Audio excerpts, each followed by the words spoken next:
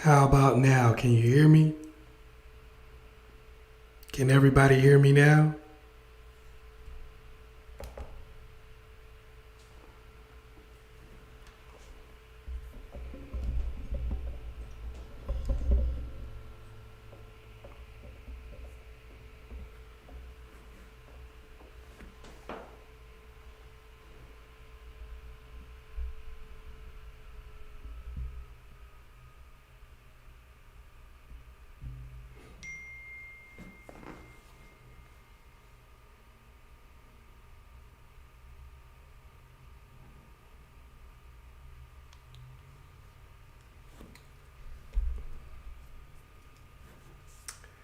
Had to go back to my school days there. I actually went to school for this, believe it or not.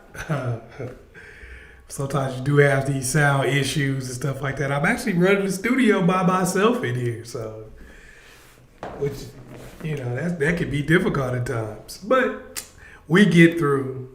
We fall down, but we get up. All right, so I'm going to be on here for a little while, till about 9. So I'm going to be on here for like about an hour. I'm going to talk about a few different things. And then I'm getting up out of here. People are like, what was the issue? Just a slight technical issue. Sometimes the input can be a little loose or something like that. When you have a cord a little loose, then you might have to take it out, put it back in, and reset the input. Or output, depending on whatever it is. So, anyway, we fall down, but we get up. And I'm back. Who's in here? Let me give my shout outs real quick to everybody who is up in here.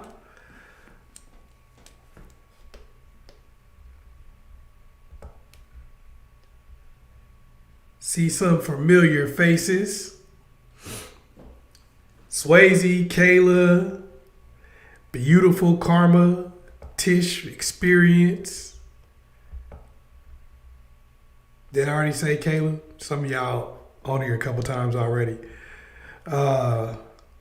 Nadine Martin, Maya, Charlene, Talia, Marvin. What is this?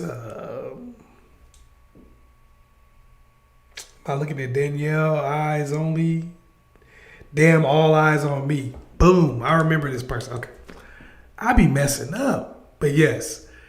Damn, All Eyes on Me. I got it. Ashanti Brewer. Kay Brown. New Day Kaz. LA Peaches.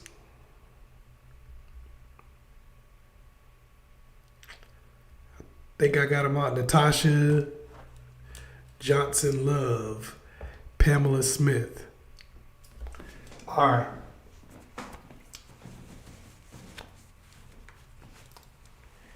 For those who have missed other live streams, go to Patreon. Sign up on my Patreon. And you can get all the old live streams. The link will be in here somewhere. But if you've missed any live streams, you can get all the live streams by signing up on Patreon. Also, I got all the checklists on Patreon for free once you sign up. So all the checklists that are on my ChazzEllis.com, that are on the premium content, you can get those on Patreon. So make sure you do that. And I'm making new content that's just going to be for Patreon. So if you want to sign up, support your man, Chazz Ellis. Also get a lot of fresh, good content. Sign up on Patreon. You can do that for just $5 right now. It's the move. You can get all the stuff that you missed. All the cool, funny live streams that you might have missed. Because as you see, they're not on YouTube. You know, you can also support your man's Chazz Ellis too. I'm going to talk about a few different topics that people have been asking me about over the last couple of months. A lot of these ones I've actually missed and didn't get a chance to hit. So I'm going to talk about a lot of these different topics. And then I'm going to roll out. I'm going to try to do a few questions for some people today. But I'm really going to do these topics real quick. So we'll work out a system for people with questions too. All right. One of the first things I got was, should you loan family money? Now, in general, I have a blanket answer to loaning people money. Hell no. That's what I say about loaning people money. Now, if you want to give a family member money, that's fine. The only exception to loaning family members money, as far as I see it, is if you actually have collateral set up, a promissory agreement. What's up, Jessica Thompson? You have a promissory agreement, and you actually have a legal document signed and notarized. Basically, what I'm saying is, if you're going to loan somebody money, you also need to charge interest. I know that sounds crazy, but either give the family member money or loan it to them like a regular bank. Because if you're just giving somebody money and not loaning it to them as a regular bank would, then you're putting yourself in a really bad spot. Because what often happens with family members is they need the money for a reason. And I also never believe in loaning people money for necessities. I know it's gonna sound crazy, but if you're gonna exchange money for necessities, then just give it to the person. Because why the hell would they ask you for a loan if they were capable of paying the money back? Think about it. They needed money from you. So they're like, I'm going to pay you back when I get paid on Friday. But they're probably going to have other bills when they get paid on Friday. They're probably going to have other things that they got to deal with when they get paid on Friday. So paying you is probably not going to be at the top of their priority list. It's probably going to be somewhere towards the middle or the bottom because you're a family member. So they figure, well, you should wait to get paid. They're not thinking about the fact that the bank would never in a million years loan them their last $100. But a family member often will. And for that reason, you're going to need your money back worse than the bank. But they're more likely to pay the bank than they are to pay you. So that's something that you want to think about when dealing with family. Yeah, you want to show family love. Of course, you want to be there for people if you can. But loaning somebody money is almost never the way to do it. Because normally, even when you do loan them some money, you try to show them some love, they almost always come back and ask you for more money and more money and more money, and then get mad the one time you say no. Because you got to remember, when you give people money, the one time you say no, they pretend like you never said yes.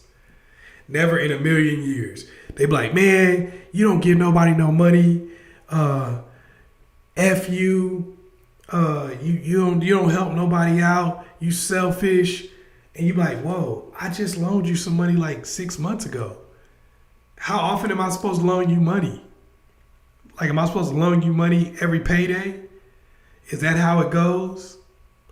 So I don't think with family or friends, loaning people money is almost a surefire way to end up in a bad situation. I see some more people coming on. Yasmin, Exquisite B, what's up? How y'all doing? But yeah, so for that question about money, no, never loan family members money. Like I said, the only way you do so is if you have some way to collect your money, if you have a promissory agreement, if you're getting interest so it makes it worth it for you to loan that person money. Otherwise, if you want to help a family member out, just give it to them. Just give it to them and wash your hands of it. Like, hey, I gave you what I could afford to give you. Maybe it wasn't what you wanted. Maybe it wasn't as much as you wanted. but it's what I could afford to give you, and it's what I would not have to try to fight you over, track you down over, or feel stupid, if you don't give me back. So that's my 2 cents on loaning family money. Another question that I got, do men care about women's careers? Now, I know there's a big thing that's going on the internet right now where people are always like, men don't care about your careers. Men don't care about how much money you make. That doesn't matter, and all that type of stuff. That is one of those blanket system type of thought processes where somebody will go, men don't care about how much money you make. Men don't care about how much you make and stuff like that. Well, the reality is everybody's different. And even when you talk about wealthy men, some wealthy men are like, I want to take care of my woman.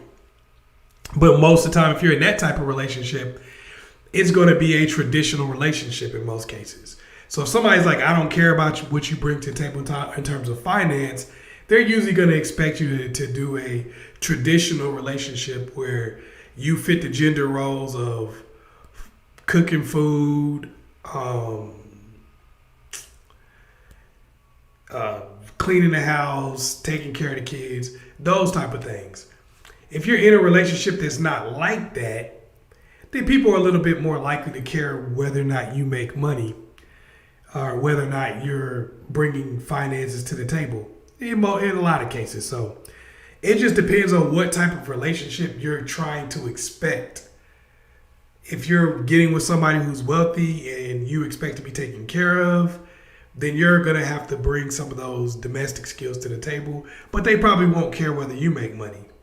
If you want the relationship to be a little bit more 50-50, then they're probably going to care how much money you make. Some people will care even if they are willing to take care of you just because they want to make sure that you are capable of taking care of yourself or you're capable of making money and you're not just in it to have somebody take care of you because you couldn't do it yourself or you couldn't manage your own finances. So, in that situation, I think it just depends on the person that you're dealing with in the situation that you guys are in. I don't think it's a blanket rule across the board. I think it depends on the kind of relationship you end up in.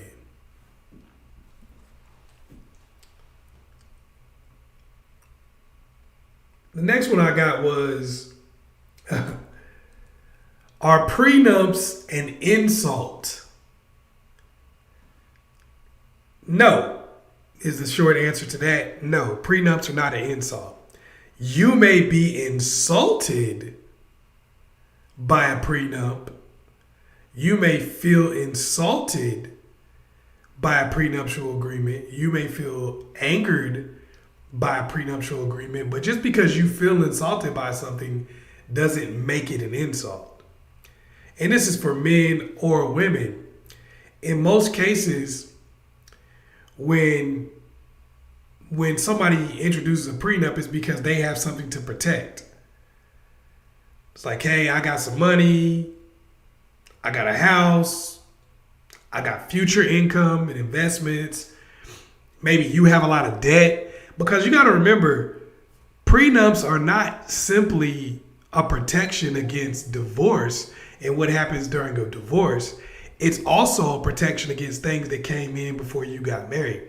So for instance, say you marry me and I got $1.7 million worth of debt. When we get married, depending on what state you live in, depending on where you are, you could actually be liable for my debt. You see what I'm saying? Even though it took place before the marriage, depending on what state you live in, depending on where you are and all that, you could be liable for that. So you have to be careful about that because obviously it doesn't help the couple even for both of y'all to be liable for somebody's large amount of debt. That doesn't help y'all because now y'all can't even buy anything. You can't even be like, look, we're going to buy everything and put it in your name because I owe a bunch of debt. They could come in and take your stuff because, or whatever we might have because my 1.5 million or 1.8 million, whatever it is, in debt. So these are things you got to think about. And I think with prenups get things out on the table that people often don't talk about. So that's something that that people need to do, I think more people need to get prenuptial agreements. And the reason why I say that is because a lot of times people argue about things because they never really talked about the truth. You may have moved into somebody else's house and they was like, this our house. This our house. We building this together, baby. And in that, you might have thought, yo, we together in this. This is our crib and you paying your money in and all that kind of stuff. But then you break up and they're like, yo, this is my house. Nah, bruh. I wasn't feeling like this. You know, you want people to put whatever it is in writing so that you know where you stand and both of y'all know where you stand. You know, because it's easy to say, oh, I would never take this and I would never act like this and I would never do that. But you don't know what you'll do during a breakup. You need to know where you stand right off, and you need to write down what you feel has to happen. You have to write down what you feel has to happen before you get angry, before you guys become upset. I think in a lot of cases, custody arrangements and all of that need to be set up before there's anger. While y'all still together, still happy, still love each other. Say, hey, if we broke up, let's do 50-50 custody. Okay, cool. Because, you know, hey, y'all both parents. Y'all both love each other. If you would do it when y'all loved each other, you know, because all of a sudden, and I used to be a police officer, as some of y'all know, and I've seen some of the craziest stuff happen. I've seen people who've been together 10, 15 years fighting over the kids and all of that, you know, just to the point where they arguing in front of the kids. They calling the cops on each other, making up lies on each other. You know, and you know they making up lies because you're sitting here watching third-party witnesses, and they're like, nah, that didn't happen, bro. They got tape and stuff like that. Because you'd be surprised how crazy people get with it. So if you make a lot of those moves, or you make a lot of you just lay the groundwork before any anger gets involved, it makes it a lot easier, I think, as far as how the relationship ends up going. So I think that's the way to go. Try to make as much of a clean break as you possibly can. And that, I think that keeps people together a lot more often, to be real with you. Because if you notice, rich people are more likely to get prenups. Rich people are less likely to get divorced. Look at the statistics. The more money you got, the less likely you actually are to get divorced. The higher the tax bracket, the lower the divorce rate. There's a reason for that. So I think, you know, you want to make sure that y'all don't have a lot of the issues. All right, so let's get the likes up. Let's get our likes up real quick. Everybody hit that like button. Also, send me some stickers too. Send me some unicorns and some happy hippos and some foxes.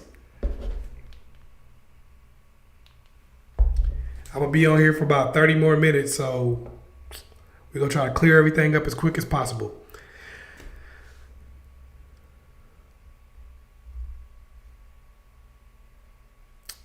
Also, if you have missed any of the prior live streams, and they're pretty darn good, man. We get into a lot of topics.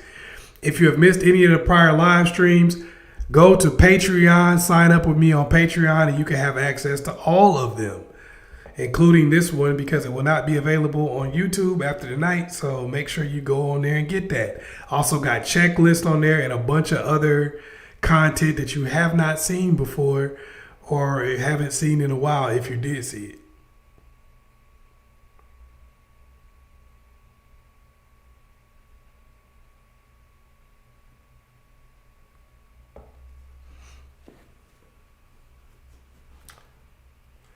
Let's see, what do we got? Yeah, it depends on what state you live in. Some of y'all got to recognize this. This is the problem with getting married without prenuptial agreements. I don't care if you're a woman or a man. This isn't really a gender-specific issue. People just think it is. It probably was a little bit more when women didn't make money at the same rate that men do. I know we talk about the gender wage gap, but there's actually a lot of women out here making more money than men. So what you have to understand is you're signing a prenuptial agreement when you get married no matter what. Now, you're either signing to be held to the default laws of the state that you live in, or you're making up some custom rules for yourself and the person that you're with. But either way, you're signing a prenuptial agreement. So just make sure you understand that.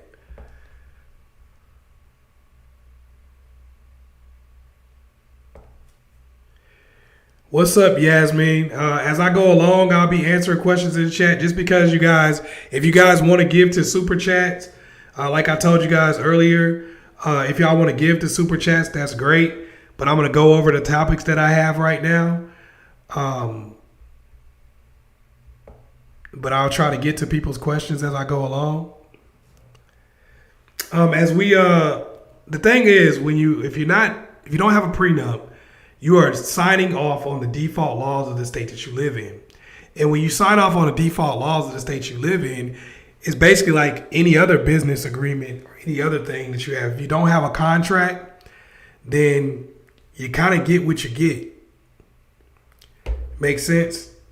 So make sure that you are always looking out for both parties and getting as much paperwork as you possibly can before you make any decision.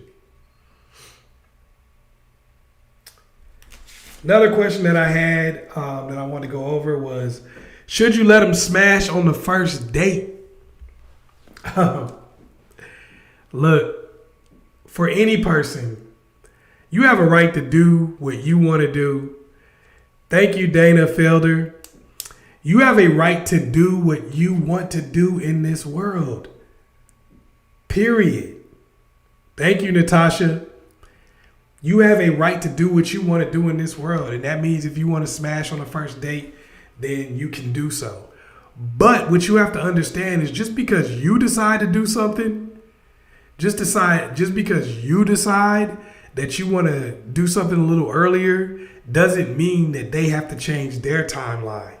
So if you say, yo, I'm letting dude smash day one, moment one, or if you smash an old girl, day one, moment one.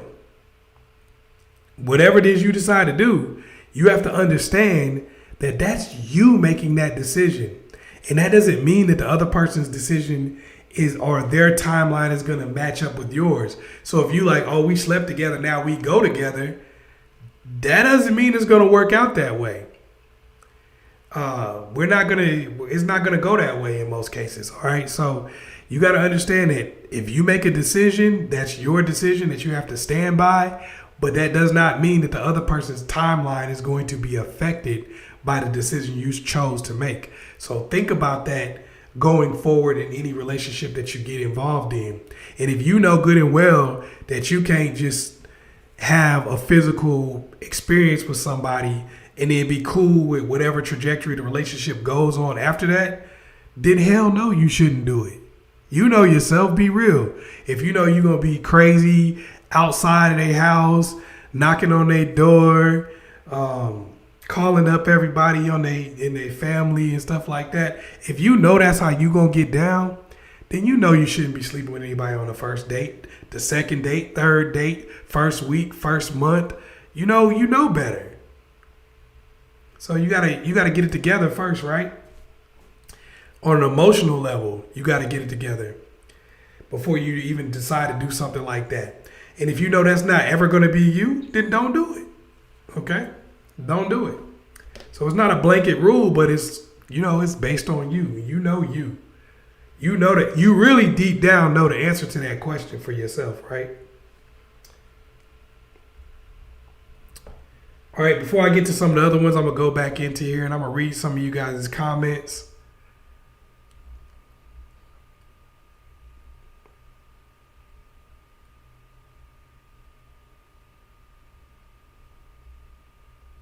If you guys want to get into really deep questions and stuff like that with me that are going to take a while to go into,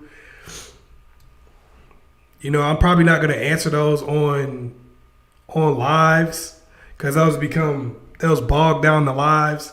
at least do $10 or above, man. Because I'm basically you getting a live consultation, and I charge a lot more than that for my work. I'm gonna let y'all know that right now. All right, I'm gonna be real with you. Okay, but let me see.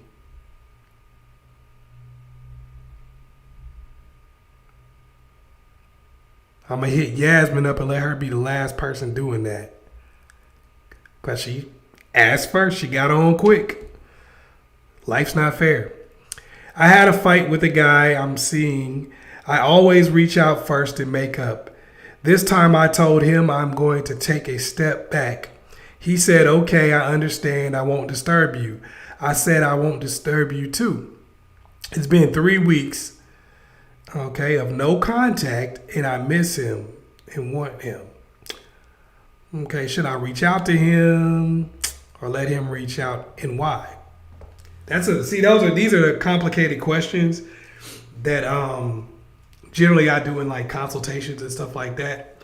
So most of the time I'm not going to try to answer these on lives, but I am going to do this one for Yasmin because Yasmin got in before I told y'all that. So anyway, with this type of a situation, the thing about no contact is no contact doesn't start until they reach out to you. So when you're trying to go no contact on somebody, y'all are not talking to each other right now. If you want to get something out of the no contact experience, then you're going to have to stick to your guns. That means you can't reach out to this person just because they're not reaching out to you. Otherwise, you're really not getting anything out of the fact that you tried no contact in the first place. So if you don't feel like it's worth not talking to this person, if you don't feel like it's worth not really getting a resolution, you know what I mean? If you don't feel like it's worth not talking to the person, then don't go no contact. If you feel like you could talk to this person again without getting a resolution, then there's no reason for you to go no contact anyway. Then you might as well reach out to them. But if you thought that the situation was bad enough, or whatever happened between you guys was bad enough that you don't want to talk to him anymore until you can get a resolution, then you shouldn't go back and start talking to this mug again. You shouldn't go back and start talking to him. But if you don't feel that way, I put this in my no contact videos. No contact is only something that you want to do if what that person is doing at the time is bad enough that you're saying, if they don't change their behavior, then I never want to see or talk to this person again. It's worth never talking to them or seeing them again. If that's not where you are, then you should definitely just go on ahead and reach out. Because there's no point in trying no contact anyway. You're not going to stick to it. You're not going to stick to it if you're not to the point where you're like, hey, if this doesn't change, then I'm willing to never talk to this person again. If you're not there, then there's no reason to even do no contact in the first place. That's the main rule for all of y'all out there that's watching this. The main rule of no contact, before you start, you have to make sure that whatever the issue is, it's worth never talking to that person again. Because no contact can actually end up being you never talk to them again. Because they may never reach out to you. In most cases, they do, but every once in a while, they don't. It's got to be worth it. So if it's not, there's no reason to even try to do that. Find some other way to connect with the person. And you only do no contact when you've tried everything else. You can't just go, oh, we had an argument, no contact, because then you end up feeling like, man, I probably shouldn't have done it. I did it too fast, and now you right back on them again. So that's something to think about.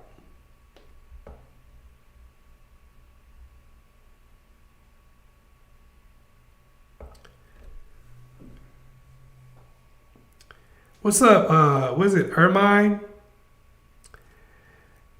Oh, it's cool to be caught. I'm glad you like the content. If you've missed any of it, Make sure you sign up. Go look at one of these links that's out here.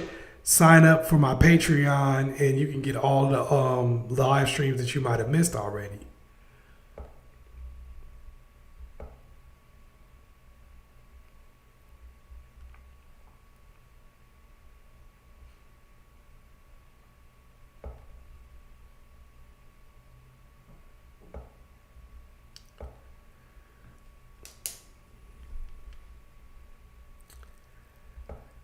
Yeah, I want to be real with y'all about no contact.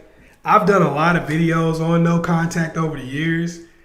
And one of the biggest things with no contact that I've seen happen or play out is a lot of people try it a little bit too early and they're just not fully invested in the no contact thing. So, get invested before you try that.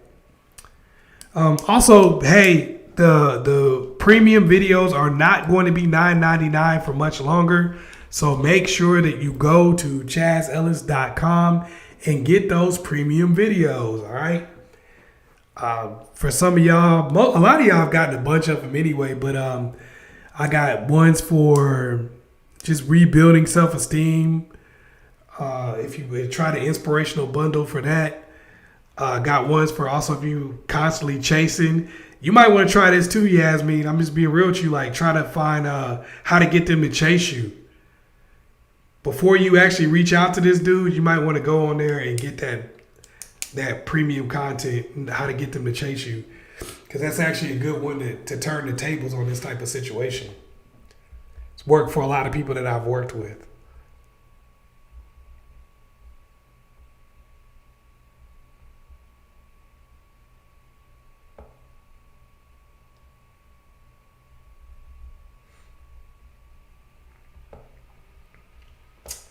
Okay, I got some other stuff I'm going to go over.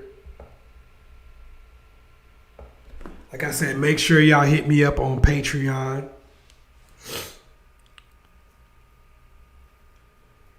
And if you've missed any of the live streams I've done thus far.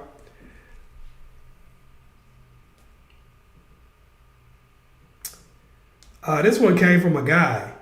Should I wait on a woman until marriage? As you know, I got a lot of women in here and I got men that I'm working with also. But I don't care if I'm talking to guys, if I'm talking to women. Message is going to stay the same. If somebody's asking you to wait, until marriage or something like that, that needs to depend on your value system and whether that's something you want to do.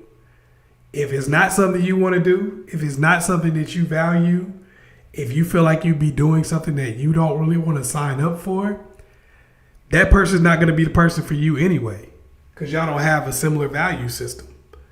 So you waiting until y'all get married when that's not something you ever wanted to do makes no real sense, because it's not your value system. You're doing it because they want you to, or because they told you to, or because that's something that they like. I never suggest that anyone do that. If you're doing something because that's your value system or because what you like to do or how you think relationships should go, cool. But if you're doing something because somebody else decided that they get to control when you have sex, that ain't the move. That ain't the move. You already starting out on a bad foot. You might want to tell them, oh, I understand you want to wait till marriage and hopefully you find somebody that'll work with, because that ain't my value system. If it is your value system, then no problem. You probably wouldn't be asking me this question, though. That's why I went in that way. So, yeah, waiting for marriage, if that's what you like to do, if that's what you value, cool. If it's not what you value, then don't even do it. Don't do something just because somebody else wants it.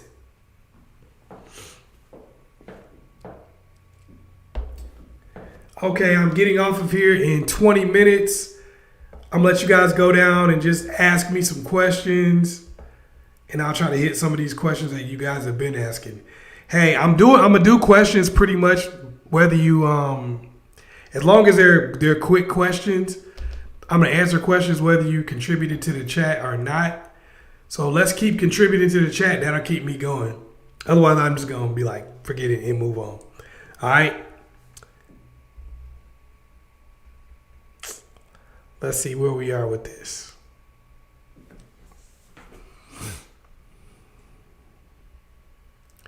Can you make a video on attachment styles and dating? I love your content. I can make a video about that.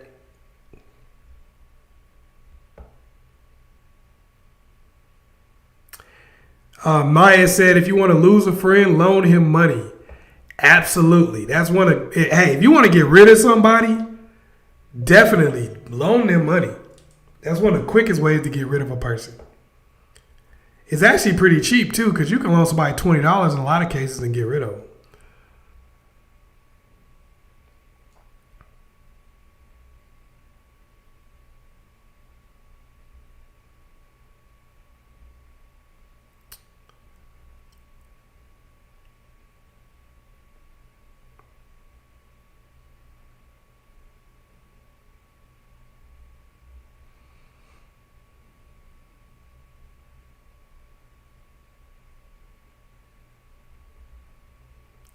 Swayze, you say you want to hear my answer from 2 lives ago?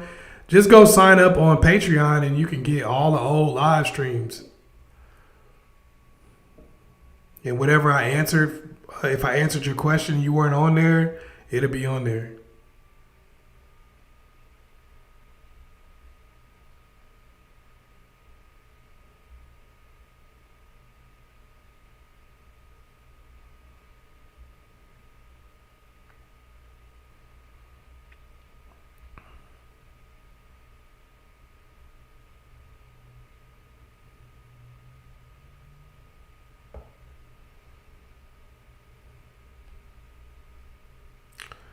K Brown, I love and remember all his videos from years ago. Okay, that she said the advice really works. Hey, if you've been using it, man, you know I'm giving y'all the honest, real game. So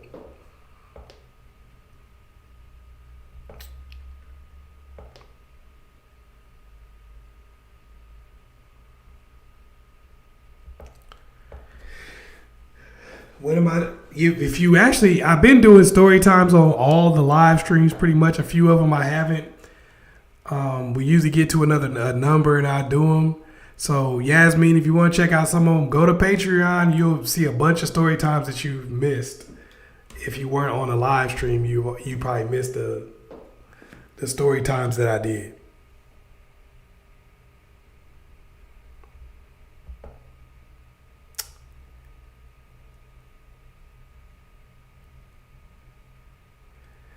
Okay, so New Day Cass says, can tell a friend and I both like the same man by our body language.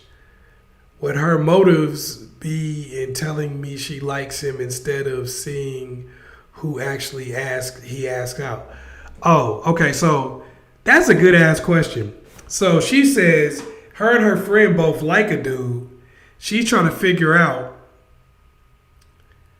what would her motives be?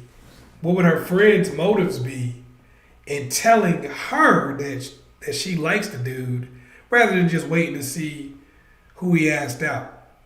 What your friend is trying to do is put a claim on the dude. She recognized the fact that you liked him, so she wanted to tell you, hey, just like you read her body language, you could tell she liked him. She read your body language, you could tell you liked the guy. And now she's trying to tell you, hey, I like this guy, so she could try to make some kind of an artificial bond between her and him that backs you off. So now she'll have a reason to be mad if he picks you instead of her. Like, oh, you know I like that dude. Oh, you... Basically, what a lot of people will do is they'll say, if I can't have this person, I don't want nobody in the crew to have him. I don't want nobody I know to have him. I don't want to have to see this person. So what people will often do is they will try to put a tag on a person and go, yeah, I like so-and-so. And try to, put out there who they like. I like this person. I like that person. And then as a good friend, you're supposed to gracefully bow out, which is actually a bunch of bull crap. You don't get what you deserve in this world. You get what you take. So when you let somebody else trick you out of what you want, which is what she's trying to do, when you let somebody trick you out of what you want, then you end up with nothing, or you end up with less. I'm going to sit here and say it first. It's like, hey, you can't call no claim on somebody. Whoever they talk to first, or whoever talked to them first, just like the guy rule. Whoever talked first, that's who get the girl. You feel what I'm saying? Whoever talked first. If it's me, I get her. If she like you, she choose. It's not a situation where I'm gonna sit around and be like, oh, you said you liked her. I don't care. You liked her, cool. That's been a thing amongst guys. We never really, you gotta have the girl. It's gotta be your girl. You can't be like, oh, I liked her from afar, so nobody else should talk to her. Thank you, K Brown. But yeah, your friend is really trying to push you off of the dude. She looks at it like maybe he might talk to you or whatever. So she's trying to make sure she nudges you out of the way. Hey, for all of y'all out there, you don't owe anybody anything. You have a right to what you want just like anybody else. It's whoever can get it. That's how life goes. Whoever can get it. Everything in the world is fair game. Y'all feel me? Everything is fair game. So you got just as much right to it as anybody else. Don't let your friend guilt you out of somebody or guilt you out of an opportunity. It's funny because you got friends who will do that with promotions and everything. I wanted that job. I'm sure you did. It's unfortunate that you didn't get it. They hired me. Be a real friend and be happy for me. If you can't do that, we wasn't friends in the first place. So I will not be sad to see you go.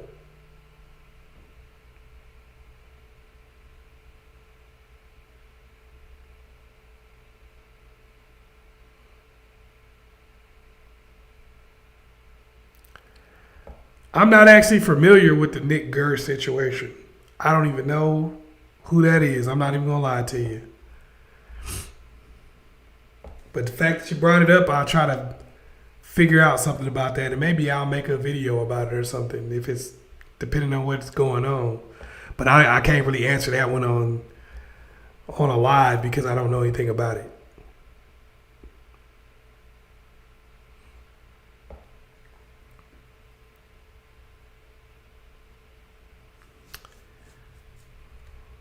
Okay, Swayze used to talk to someone months ago and made plans to hang out. The day before he canceled, said he's been seeing someone else and only sees me as a good friend. What the hell? They're currently not together. That's rough. That's rough.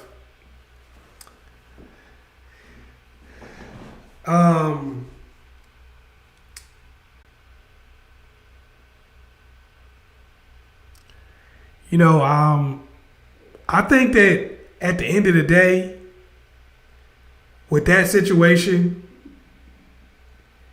you just got to fall back. To be real with you, you just got to fall back. If somebody says y'all are just friends or, y'all not really on that level or whatever, you got to take the person at their word. A lot of times we'll fight to change our story and make it different than what the person told us. But if somebody tell you something like that, you really got to believe them and be like, okay, that's what it is then. And fall back, and the only way you can deal with them ever again is if they really do just as much to make it right as they did to make it wrong. So that's what I say there. That's a messed up situation.